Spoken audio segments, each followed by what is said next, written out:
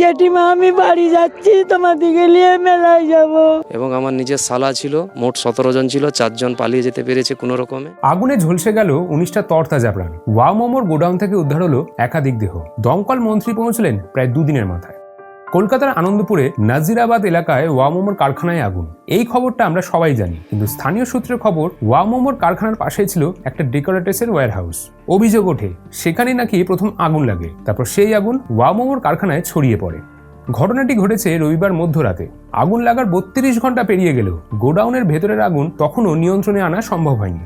মঙ্গলবার দমকল মন্ত্রী সুজিত বসু, কারখানার সুপারভাইজার ও ফায়ার সার্ভিসের জেনারেল রণবীর কুমার তিনজনেই পৌঁছেছিলেন ঘটনাস্থলে এবং সংবাদ মাধ্যমের প্রশ্নের উত্তরে কারখানার সুপারভাইজার খুব আত্মবিশ্বাসের সাথে জানান এখানে কোনো অবৈধ ঘটনা ঘটেনি। অন্যদিকে পশ্চিমবঙ্গ দমকল বিভাগের ডিরেক্টর জেনারেল জানিয়েছেন, 1, কারখানাটি তাদের অনুমতি ছাড়াই পরিচালিত হচ্ছিল এবং 2, জলাভূমিতে দমকল বিভাগের কোনো অনুমতি ছাড়াই এই কারখানা তৈরি হয়েছিল। কিন্তু অনুমতি ছাড়াই কারখানা দিনের পর দিন চলছিল কিভাবে? পুলিশ প্রশাসনও বা কি করছিল? কারখানার সুপারভাইজারকে পাল্টাই প্রশ্ন করতে তিনি চুপ করে থাকেন, কোনো জবাব দেননি।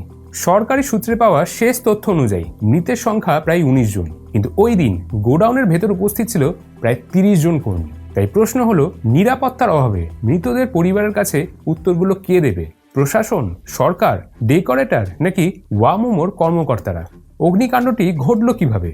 রবিবার গভীর রাতে ঘুমন্ত অবস্থায় কর্মীরা আগুনের তাপ অনুভব করে, আর তারপর মুহূর্তের মধ্যেই আগুন ছড়িয়ে পড়তে দেখে তারা পালানোর চেষ্টা করে, কিন্তু কারখানার মূল দরজা বাইরে থেকে তালা বন্ধ ছিল।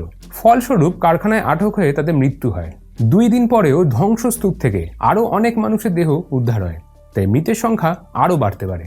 সোমবার আগুন লাগার সাথে সাথে শ্রমিকদের পরিবারের সদস্যরা ঘটনাস্থলে আসতে থাকেন। পূর্ব মেদিনীপুরে তমলুকের বাসিন্দা রাজু মান্না রবিবার রাতে শেষবারের মতো তার স্ত্রীর সাথে কথা বলেছিলেন। তারপর থেকে তিনি নিখোঁজ।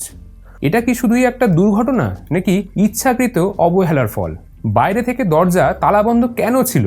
এই প্রশ্নগুলোর উত্তর আমাদের কে দেবে? সূত্র মারফত জানা যাচ্ছে যে ওয়্যারহাউসে এর আগে চুরির মতন ঘটনা ঘটেছিল বলে বেশ কিছু বছর হলো কর্মীরা ভেতরেই থাকে এবং বাইরে থেকে তালা বন্ধ থাকে। ইতিমধ্যেই ওয়্যারহাউসের মালিক গঙ্গাধর দাসকে গ্রেফতার করেছে নরেন্দ্রপুর থানার পুলিশ।